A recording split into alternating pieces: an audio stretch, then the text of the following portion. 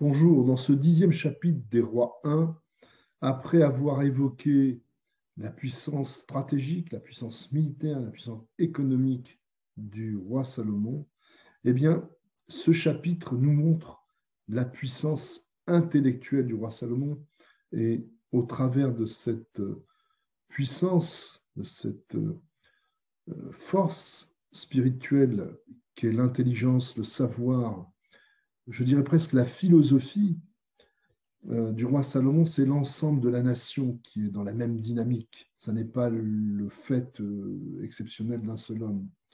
Toute la nation rayonne, non seulement est intelligente, mais rayonne à l'extérieur des frontières d'Israël par son intelligence et son savoir, au point, comme nous l'avions dit dans le chapitre précédent, Shlomo, par les voies maritimes, ouvre les relations internationales avec l'ensemble des pays environnants et lors de leur périple, lors de leur voyage pour aller commercer dans les contrées environnantes, eh bien, la réputation du roi de Salomon et de sa nation rayonne aussi, et notamment par leur intelligence et leur savoir, au point que, nous dit le texte, verset 1 du chapitre 10, « Malkat Sheva Shomat et Shema Shlomo Leshem Adonai, Tavo Lenasoto Bechidot » La reine de Saba, comme on traduit habituellement, entendit la réputation du roi Salomon, de son intelligence qui était au nom de Dieu, il ne s'en glorifiait pas lui-même, et elle décida de venir le challenger en quelque sorte en lui posant des devinettes. Alors le Talmud dans Bava Batra nous dit au passage que Iov, selon certains, le plus pauvre des hommes, était de cette période de splendeur du roi Salomon, mais surtout retient que le terme Malkat Sheva, qui pourrait prêter à confusion, ce n'est pas la femme du roi, mais Malkat Sheva, la reine de Sheva, elle est reine par elle-même. C'est sa grandeur personnelle qui en fait la reine de cette contrée extrêmement riche. Elle vient poser des devinettes et non pas enquêter ou poser des questions scientifiques au roi Salomon, parce que la devinette, c'est la quintessence de l'intelligence intuitive. Les réponses ne sont pas répertoriées dans les encyclopédies. Seule l'intelligence, la supra-intelligence du roi Salomon et de sa nation, qui est à son image, peuvent répondre à ces interrogations. Les sages disent aussi que le fait que le roi Salomon soit interrogé par une femme a été indispensable, car si c'eût été un homme, eh bien, on serait tombé dans ce qu'on pourrait appeler un combat de coq, et les gens n'auraient pas reconnu la grandeur du roi Salomon comme l'intelligence de la femme était prête à le faire. Et nous avions l'exemple des Khartoumim, des fameux magiciens des pharaons que nous avons connus dans le livre de Shemot avec Moïse.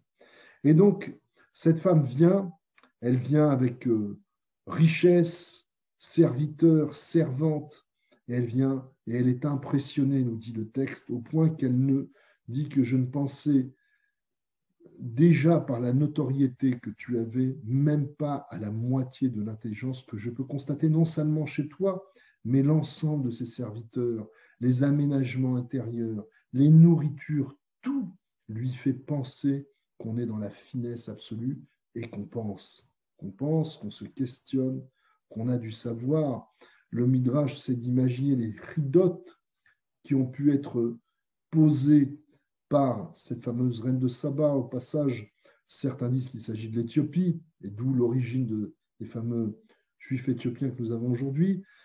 D'autres pensent qu'il s'agit du sud de l'Inde, mais toujours est-il qu'il s'agissait de très grandes nations.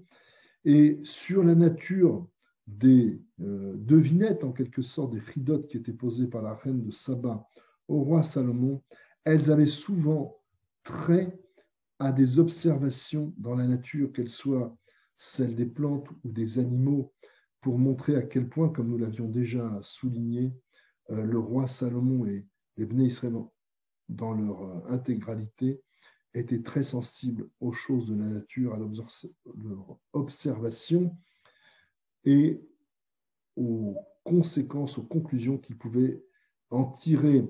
On nous dit au verset 2, Vatavo el Shlomo tedaber elav et kol asher yaim levava, elle lui dit tout ce qu'elle avait dans le cœur, elle était en confiance, et de la même façon, verset 3, Vayagel la Shlomo et kol devaria velo haya davar ne'elam min hamelech.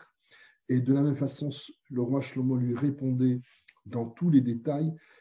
alors qu'elle n'exprimait par la bouche que ce que son cœur pensait. C'est une façon de dire qu'il anticipait le non-dit dans ses propos et il répondait également une des subtilités, des finesses de l'intelligence.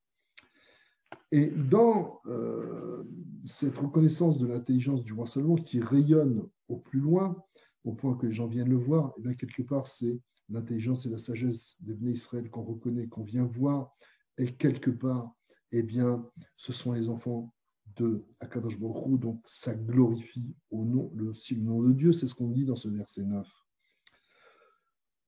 L'expression de la sagesse et du partage, puisque rayonner intellectuellement, c'est pouvoir partager sans avoir peur de se confronter, d'avoir peur des opinions des autres.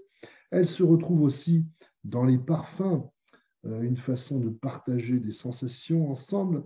Elle se retrouve, comme le dit le verset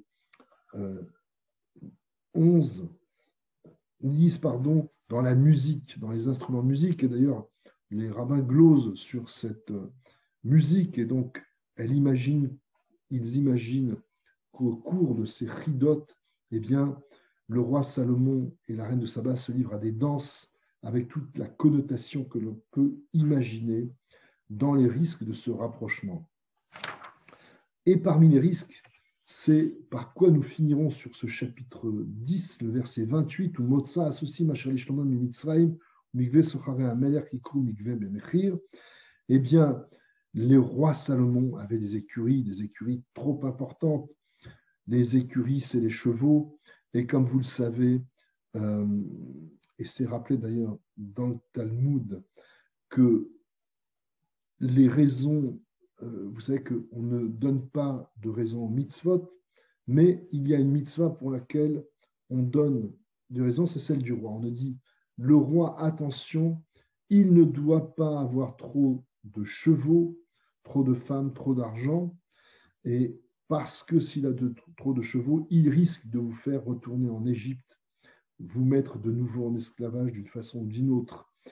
Eh bien, c'est un peu ce qui a l'air de se passer à la fin de ce chapitre. Le roi Salomon a beaucoup de chevaux. Alors, pourquoi les raisons des mitzvot ne sont pas données? C'est que si on avait donné les mitzvot des raisons, chacun aurait pu trouver une bonne raison de ne pas être concerné par la raison qui est donnée. Et c'est le risque avec le roi. Et c'est ce qui s'est passé avec le roi Salomon. Moi, les chevaux, mais je peux en avoir beaucoup plus qu'il n'en faut. Je n'ai rien à craindre. Et nous verrons au chapitre 11 que ce n'est pas tout à fait ce qu'il se produit. Et je vous invite donc demain et vous remercie.